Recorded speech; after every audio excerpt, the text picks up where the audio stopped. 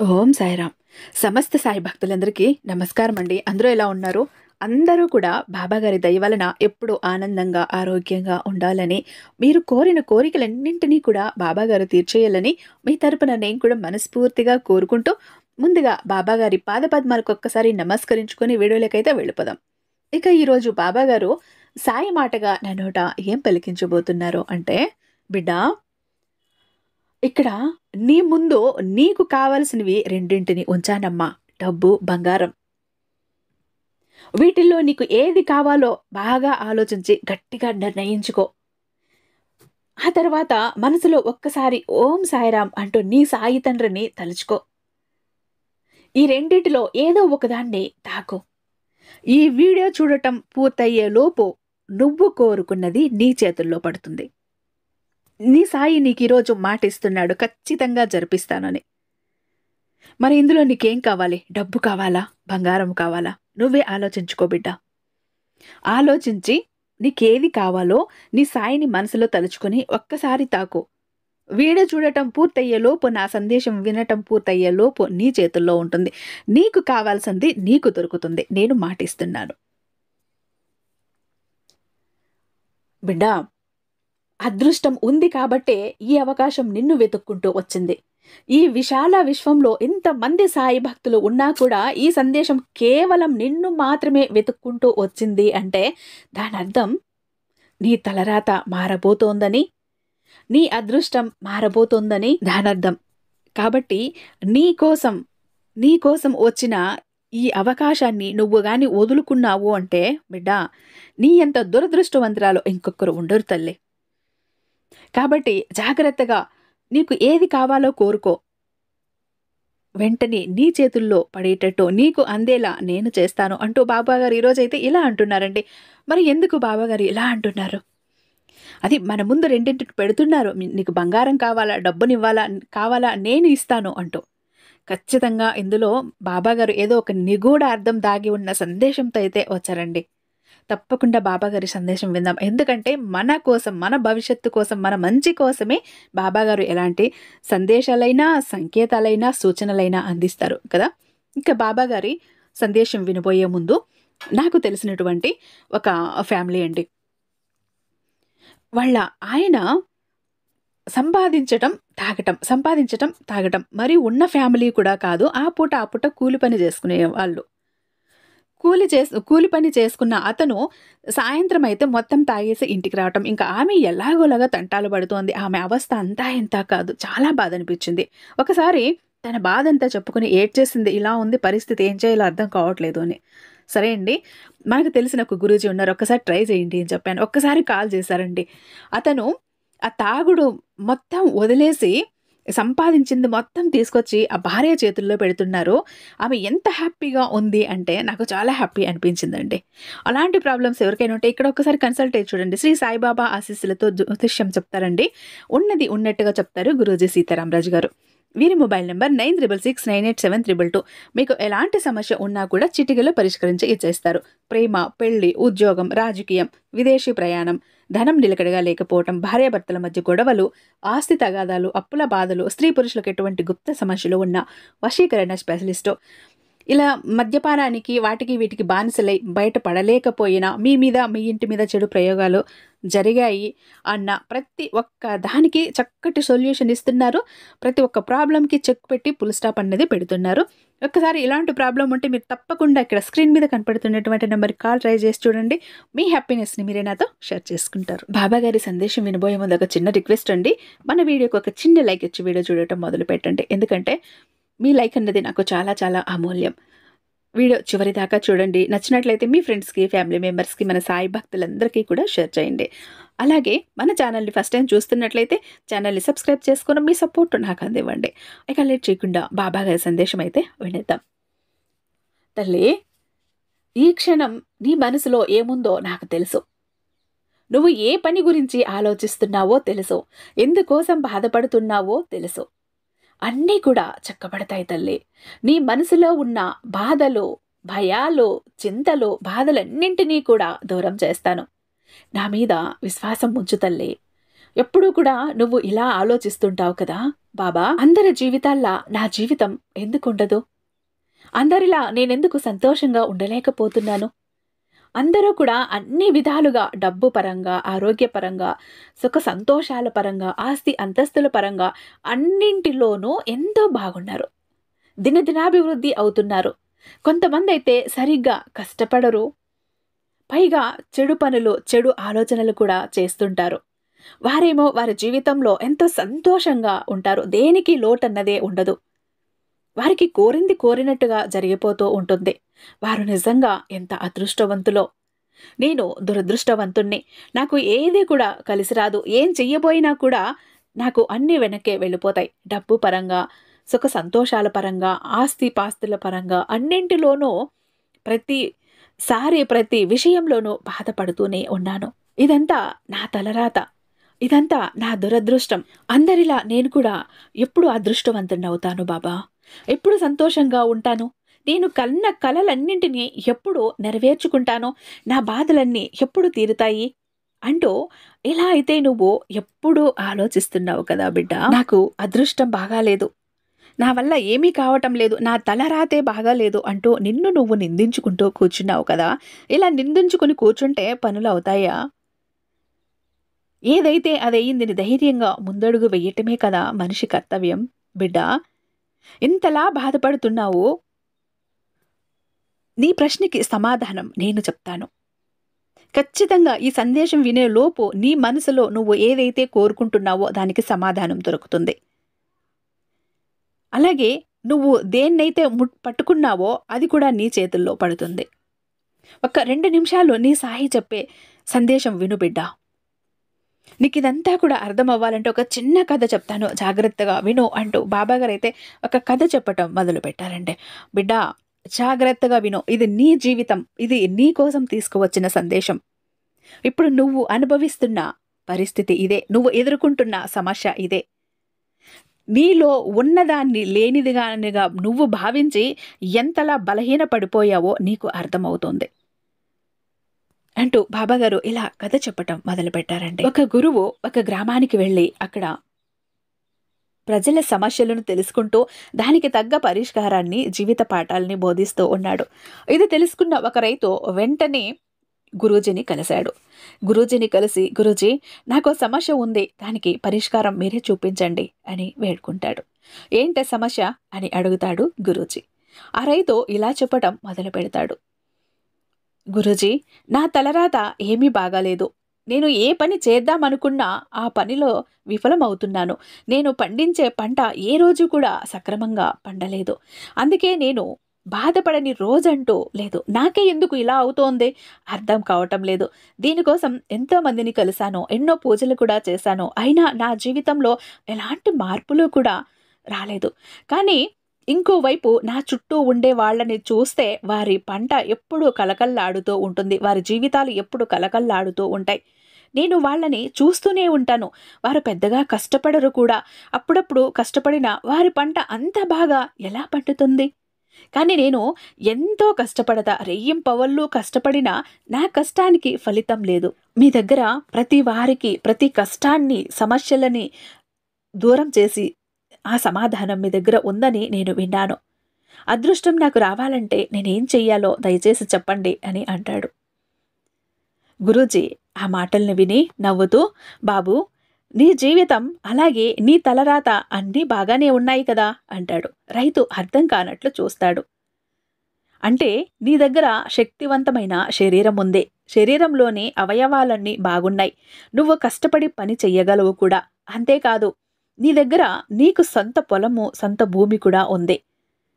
అంటే నీ తలరాత బాగున్నట్టే కదా, ఇంకా నీ జీవితంలో నీకు ఏ లోటు కనిపిస్తుంది అని అడుగుతాడు గురూజీ. రైతుండే, గురూజీ నా సమస్య అది కాదు. నాలానే శక్తి, శరీరం, భూమి అన్నీ నా చుట్టూ ఉండే వాళ్ళ దగ్గర కూడా ఉన్నాయి. కానీ వారి ప్రతి పంట బాగుంటుంది, ప్రతి పనిలోనూ గొప్పవాళ్ళు అవుతున్నారు. కానీ నేను పండించే పంట పాడవటమే కాదు, నేను ఏ పని చేస్తానో అందులో విఫలం అవుతున్నాను అని అంటాడు.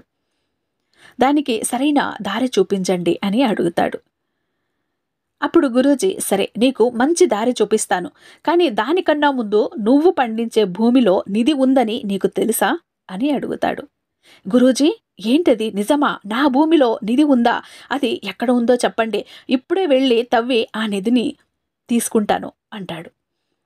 దానికి ఆ గురువు, నువ్వు దానికన్నా ముందు ఆ నిధి నీకు దక్కాలంటే 1 సంవత్సరం నేను చెప్పింది నువ్వు చెయ్యాలి. 1 సంవత్సరం పాటు నువ్వు ఎదురు చూడాలి అంటాడు. అలా అనగానే రైతు నిరాశగా, అదేంటి గురూజీ, నిధి అంటున్నారు కదా, దానికి సరైన జాడ చెప్పకుండా సంవత్సరం ఆగాలి అంటున్నారు ఎందుకు అంటాడు. దానికి గురూజీ, చూడు బాబు, ఈ విశ్వంలో ప్రతిదానికి సరైన సమయం ఉంటుంది. ఏది కూడా దక్కాలి అంటే ఒక సమయం అంటూ ఉంటుంది. నీ నిధి నీకు దక్కాలి అంటే, అది నీ దగ్గరికి చేరాలి అంటే, అది సరైన సమయంలో నీకు చెందాల్సిన సమయంలోనే చెందుతుంది. అందుకే నీకు అంతవరకు కాస్త ఓపిక, సహనం, ఓర్పు అన్నది ఉండాలి. అందుకే నేను చెప్పింది అని అంటాడు. ఇక ఆ రైతు, సరే ఏదైతేనేం కొన్ని రోజుల్లోనైనా నీదు దొరుకుతుంది కదా అని, సరే ఏం చెయ్యాలో చెప్పండి గురూజీ, మీరు చెప్పినట్టే నేను చేస్తాను అని అంటాడు. నేను అడిగిన ప్రతిసారి నీ భూమిని తవ్వి 1 బుట్ట నిండా మట్టిని తీసుకురా అంటారు. ఆ రైతుకు ఏమీ అర్థం కాదు. అక్కడి నుండి వెళ్ళిపోయాడు. ఆ రైతు నిద్రలో కూడా నిధి గురించి కలలు కనటం మొదలుపెట్టాడు. రోజంతా ఎక్కడికి వెళ్ళినా దాని గురించి ఆలోచించేవాడు. ఒక్కొక్క క్షణమైతే తానే ఆ పొలాన్ని మొత్తం తవ్వి ఆ నిధిని వెతికితే బాగుంటుంది, నిధిని సొంతం చేసుకుంటే బాగుంటుంది, సంవత్సరం కాలం ఎందుకు ఆగాలి, ఇప్పటికిప్పుడే సొంతం చేసుకోవచ్చు కదా, ఎలాగైనా సరే తవ్వి తీసేసుకోవాలి అని కూడా ఆలోచించేవాడు. మొత్తానికి ఒకరోజు బుట్ట నిండా మట్టి తవ్వి గురూజీ దగ్గరికి తీసుకువెళ్ళి ఆ మట్టిని ఇస్తాడు. అప్పుడు ఆ గురూజీ ఉండి, నీ పొలాన్నంతా తవ్వావా అని అడుగుతాడు. మీరు అడిగిన బుట్టెడు మట్టికి పొలమంతా ఎందుకు తవ్వుతాను గురూజీ అని అంటాడు. ఈసారి నీ పొలం మొత్తాన్ని తవ్వి దాన్ని నీటితో తడుపు అని అంటాడు గురూజీ. ఆ తర్వాత ఆ మట్టిని తీసుకురా అని అంటాడు. రైతు నిధి ఎక్కడ ఉందో దాని జాడ చెప్పకుండా మీరు ఎందుకు ఇలా చేస్తున్నారు గురూజీ అని అడుగుతాడు. సమయం కోసం వేచి ఉండే ఓర్పు నీలో ఉండాలి, అందుకే నేను చెప్పింది చెయ్యి, లేదంటే నీకు ఆ నిధి అన్నది దొరకకపోవచ్చు అని అంటాడు. ఇక ఆ రైతు మళ్ళీ సరే ఆ మట్టిని తీసుకువస్తానని చెప్పి వెళ్తాడు. అలాగే వెళ్ళినట్లు మళ్ళీ ఒకరోజు బుట్ట నిండా మట్టిని తీసుకొస్తాడు. అప్పుడు ఆ గురూజీ ఆ మట్టిని చూసి, సరే ఇప్పుడు నీ పొలంలో కొన్ని విత్తనాలను జల్లు అని అంటాడు. అది చూసి ఆ రైతు మళ్ళీ ఆశ్చర్యంతో, ఏంటి గురూజీ, నిధి కోసం తవ్వమంటారు అనుకుంటే విత్తనాలు జల్లమంటారేంటి, విత్తనాలు మొలకలు వచ్చాక వాటిని ఎలా తవ్వగలం, ఆ భూమిని ఎలా తవ్వగలం అని అంటాడు. అప్పుడు గురూజీ ఉండి ఇలా అంటాడు, నేను చెప్పినట్లు చెయ్యి, వాటిని చాలా జాగ్రత్తగా కాపాడు, వాటికి అవసరమైన ప్రతిదీ సమయానికి సమకూరుస్తూ వాటిని ఎంత జాగ్రత్తగా కాపాడితే అంత త్వరగా నీ నిధి నీ దగ్గరికి వస్తుంది అని అంటాడు. ఇక ఆ రైతు చేసేదేమీ లేక గురూజీకి నమస్కరించి అక్కడి నుండి వెళ్ళిపోతాడు. ఆ రోజు నుండి చాలా జాగ్రత్తగా పొలాన్ని కాపాడుకుంటూ వస్తాడు. ఇక ఆ మొక్కలని చల్లుతాడు. వాటికి సమయానికి నీరు పోస్తూ కావలసిన ఎరువులు వేస్తూ అన్ని సమయానికి సమకూరుస్తాడు. ఈ పంట ఎంత త్వరగా పండితే నా నిధి అంత త్వరగా బయటికి వస్తుంది అని ఆలోచిస్తూ ఉంటాడు. ఇలా ఉండగా ఒకరోజు ఆ రైతు ఇంటికి ఊరి జనాలందరూ వెళ్ళి అతన్ని పొగడటం మొదలుపెట్టారు. ఆ రైతుకి ఏమీ అర్థం కాలేదు. ఏం జరిగింది, నేనేం సాధించలేదు కదా, మీరెందరూ ఎందుకు నన్ను పొగుడుతున్నారు, మెచ్చుకుంటున్నారు, అందరూ నా ఇంటి దగ్గరికి ఎందుకు వచ్చారు అంటూ అడుగుతాడు. దానికి ఆ ఊరి జనాలు ఇలా అంటారు, నువ్వు ఎంత సమర్థుడివి అని మాకు తెలియదు, నీ పంటను చూశాక నువ్వు ఎలా పంటను పండించావో తెలుసుకోవటానికి మేమందరం కూడా వచ్చాం. ఎంత కష్టపడినా మేము ధాన్యాన్ని మాత్రమే పండించగలము, కానీ నువ్వు పండించే ధాన్యం చాలా అద్భుతంగా ఉంది. మేము కూడా అంత అద్భుతమైన నాణ్యమైన పంటని పండిద్దాం అనుకుంటున్నాం. నీ భూమిలో పండించే పంట అచ్చం బంగారంలా మిలమిలా మెరిసిపోతోంది అంటారు. రైతు ఆ మాటలు విన్నాక ఏమీ అర్థం కాలేదు. కాసేపటికి తేరుకుని వెంటనే పరిగెడుతూ తన పంట పొలం దగ్గరికి వెళ్ళి చూస్తాడు. ఆ భూమిలో ఎప్పుడూ లేనంత అందమైన వరి పంట కనిపించింది. అందమైన వరి పంట పండింది. ఎన్నో ఏళ్లుగా రైతు కంటున్న కల. ప్రతి ఏడాది విఫలం అయ్యే రైతు ఈసారి అందరికన్నా గొప్ప ధాన్యాన్ని పండించాడు. ఇన్నాళ్ళు నిధి గురించి మాత్రమే ఆలోచిస్తున్నాడు. కానీ తన కళ్ళ ముందే పండిన పంటని చూడలేకపోయాడు. రైతు కళ్ళల్లో నీళ్లు తిరిగాయి. గురూజీ మాటలు గుర్తుకు వచ్చాయి. నిధి దానంతట అదే నీకు కనిపిస్తుంది అన్న మాటలు గుర్తుకు వచ్చాయి. వెంటనే గురూజీ దగ్గరికి వెళ్ళాడు. వెళ్ళి గురూజీ పాదాలపైన పడి, ఇన్నాళ్ళు కూడా భూమిలో దాగి ఉన్న నిధి కోసం ఆలోచించాను, కానీ నా చేతులతో నేను బంగారం లాంటి పంటను పండిస్తానని అనుకోలేదు గురూజీ. నాకు ఈరోజు చాలా ఆనందంగా ఉంది. ఇంతవరకు కూడా నలుగురిని చూస్తూ నాపై పూర్తి దృష్టి పెట్టలేదు. కానీ మీరు నిధి అన్న ఆశ నాలో కల్పించగానే ప్రతిదాన్ని ఎదుటివారితో పోల్చుకునే నేను ఆఖరికి నా తలరాతను కూడా మర్చిపోయి కేవలం నా పనిపై మాత్రమే దృష్టి పెట్టగలిగాను. అందుకే ఇప్పుడు నా నిధి నాకు దొరికింది. నాకు వచ్చే ఫలితాలు కేవలం నా కష్టంపై మాత్రమే ఆధారపడి ఉన్నాయి అన్న విషయం నాకు అర్థమైంది. ఇకపై ఫలితం గురించి, ఇతరుల గురించి ఆలోచించకుండా కేవలం నా గురించి, నా కష్టం గురించి, నా కష్టాన్ని నమ్ముకుంటాను, నా తలరాతను దూషించను అని గురూజీ పాదాలపై పడి అక్కడి నుంచి వెళ్ళిపోతాడు. ఇక గురూజీ చిన్న చిరునవ్వుతో ఆ రైతుని చూస్తాడు. ఇక్కడితో బాబాగారు కథ చెప్పటం ఆపారండి. ఇక ఈ కథ ద్వారా బాబాగారు మనకు ఏ సందేశాన్ని ఇవ్వబోతున్నారంటే, బిడ్డ, నువ్వు కూడా అంతే. అందరికీ మంచి ఫలితాలు వస్తున్నాయని ఆలోచిస్తావు. నీ తలరాత బాగోలేదని నేను ఇంతే, నా జీవితం ఇంతే, నా దురదృష్టం ఇంతే అని బాధపడుతూ బ్రతికేస్తావు.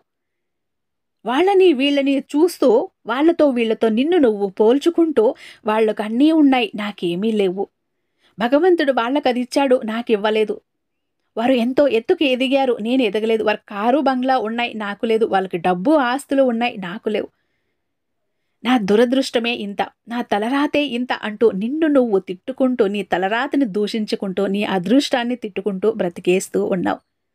అందరికీ అదృష్టం ఉంది, నాకు లేదు అని అనుకుంటూ బాధపడిపోతూ ఉంటావు. ఏదో ఒకరోజు నాకు కూడా అదృష్టం వస్తుంది, తలరాత మారుతుంది అనుకోవటం పొరపాటు బిడ్డ. ఎదుటివాళ్ల గురించి ఆలోచించటం మానేయి. పక్కవారితో పోల్చి చూసుకోవటం నువ్వు ఎప్పుడైతే మానేస్తావో, ఎప్పుడైతే తలరాతను కాకుండా నీ ఓర్పుని, కష్టాన్ని నువ్వు నమ్ముకొని పనిచేస్తావో, అప్పుడే సరైన సమయంలో దానికి తగ్గ ఫలితం నీకు దక్కుతుంది. ఆ ప్రతిఫలితాన్ని నేను నీకు అందిస్తాను. బిడ్డ, నేను ఏం చెప్పానో అర్థమైంది కదా. నీకు చెప్పాను కదా, నీ ముందు 2 విలువైన వస్తువులను పెట్టాను. ఒకటి డబ్బు, ఒకటి బంగారం. ఏది కావాలో నువ్వు నిర్ణయించుకునే ముందు నీ సాయిని ఒక్కసారి మనసులో తలుచుకో. సరైనది నువ్వు తాకేటట్టు చేస్తాను అని చెప్పాను కదా బిడ్డ. ఇప్పటికైనా అర్థమైందా? నీకు కావాల్సిన డబ్బు, నీకు కావాల్సిన నిధి ఏంటో నీకు అర్థమైందా? నీలో ఉన్నదాన్ని నువ్వు గుర్తించు. ఎదుటి వాళ్లలో ఉన్నదాన్ని మాత్రమే గుర్తిస్తున్నావు, ఎదుటి వాళ్లను మాత్రమే చూస్తున్నావు, ఎదుటి వాళ్ళకి ఏముంది అది మాత్రమే చూస్తున్నావు. నీలో ఉన్నదాన్ని నువ్వు చూడటం లేదు. నీలో ఉన్న ప్రతిభను నువ్వు గుర్తించటం లేదు. నీలో ఉన్న తెలివిని నువ్వు గుర్తించటం లేదు. నీలో ఉన్న కష్టాన్ని నువ్వు గుర్తించటం లేదు. ముందు నిన్ను నువ్వు గుర్తించుకో, నిన్ను నువ్వు నమ్ముకో, నిన్ను నువ్వు గొప్పగా ఊహించుకో. అప్పుడు నీ జీవితం అందరికంటే కూడా అద్భుతంగా ఉంటుంది. ఇంతకైనా విలువైన నిధి, విలువైన డబ్బు, విలువైన బంగారం ఉంటుందా బిడ్డ? చెప్పాను కదా. ఈ వీడియో పూర్తయ్యే లోపు, నా సందేశం పూర్తయ్యే లోపు నీకు కావాల్సింది నీకు అందుతుంది అని చెప్పాను కదా. నీకు అందివ్వబోతున్న కానుక ఇదే. ముందు నీలో ఉన్నదాన్ని నువ్వు గుర్తించు. అప్పుడు అన్నీ చక్కగా ఉంటాయి. అప్పుడు ఈ సాయి ప్రతి నిమిషం నీ తోడు ఉంటాడు. నీ కష్టానికి తగ్గ ప్రతిఫలాన్ని ఇస్తూనే ఉంటాడు. నువ్వెప్పుడూ సంతోషంగా, అందరికన్నా గొప్పగా బ్రతుకుతావు అంటూ బాబాగారు ఈరోజైతే చాలా అద్భుతమైన సందేశాన్ని అందించారండి. మనలో కూడా చాలామంది ఇలానే ఉన్నాం. నిజంగా మన మెంటాలిటీని కూడా చాలా మార్చుకోవాలి. బాబాగారి సందేశంతో ఒక్కరి ఇద్దరి ఆలోచనల్లో మార్పు వస్తే కూడా సంతోషం కదా. ఇక ఐ హోప్ ఈ వీడియో మీకు నచ్చే ఉందని భావిస్తున్నాను. రేపు మరొక బాబాగారి అద్భుతమైన సందేశంతో మీ ముందుంటాను. అంతటిదాకా సర్వేజన సుఖినో భవంతు. ఓం సాయిరామ్.